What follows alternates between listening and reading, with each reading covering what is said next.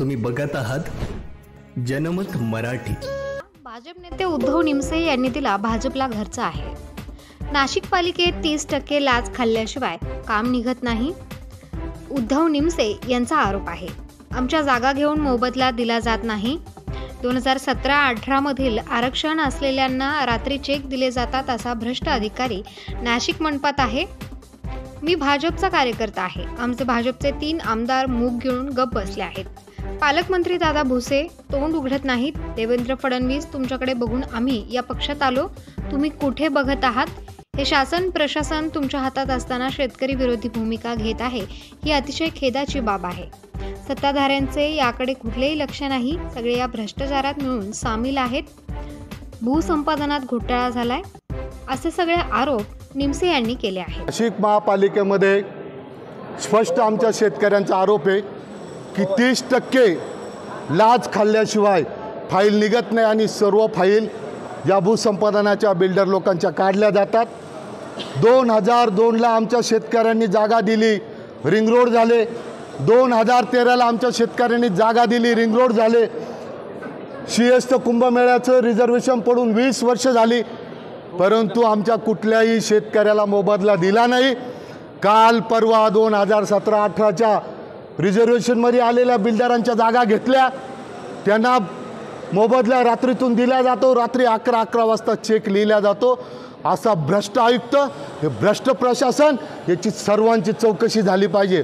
आणि मला तर मोठा खेद वाटतो की मी BJPचा एक कार्यकर्ता आहे, आमचे 3 आमदार असून मूग गिळून बसलेले पालकमंत्री दादा भुसेंचं तोंड उघडत नाही आहे। तर मी म्हणतो देवेंद्र फडणवीस तुम्ही कुठं बघताय? तुमच्याकडं बघून आम्ही या पक्षात आलो आणि हे सर्व शासन प्रशासन तुमच्या हातात असून ते शेतकरी विरोधी भूमिका घेतं, ही अतिशय खेदाची बाब आहे।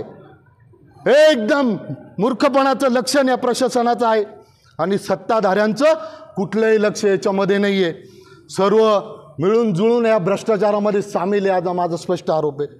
आणि सर्वात मोठा भ्रष्टाचार जे भूसंपादन 900,000 कोटीचं झालं, त्याच्यामध्ये ज्या ठिकाणी जमिनीचं व्हॅल्युएशन 6,000 रुपये होतं तिथं 12,000 रुपये दाखवलं, 12,000 रुपये होते तिथं 24,000 रुपये दाखवले आणि 300 कोटीची महापालिकेच्या करादारातल्या लोकांची लूट केली।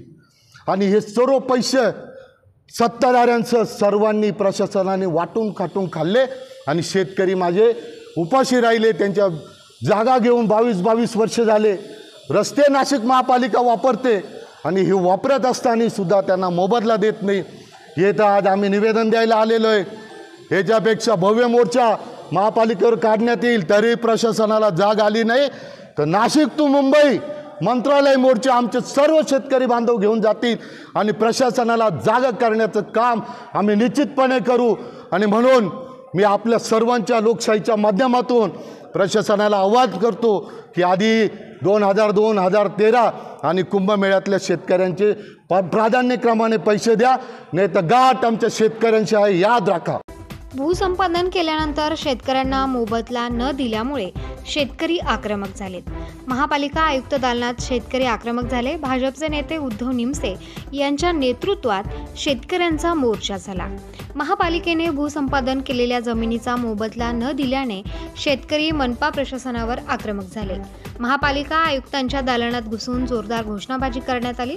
सुरक्षा रक्षकासोबत झटापट करत मनपा आयुक्तांच्या दालनात घुसले। दालनात घुसून जोरदार शेतकऱ्यांना मोबदला मिळालाच पाहिजे, शेतकऱ्यांना मोबदला मिळालाच पाहिजे, शेतकऱ्यांना मोबदला मिळालाच पाहिजे। कोण म्हणतो देत नाही, घेतल्याशिवाय राहत नाही, कोण म्हणतो देत नाही, घेतल्याशिवाय जबाबदारी न्याय हक्काची।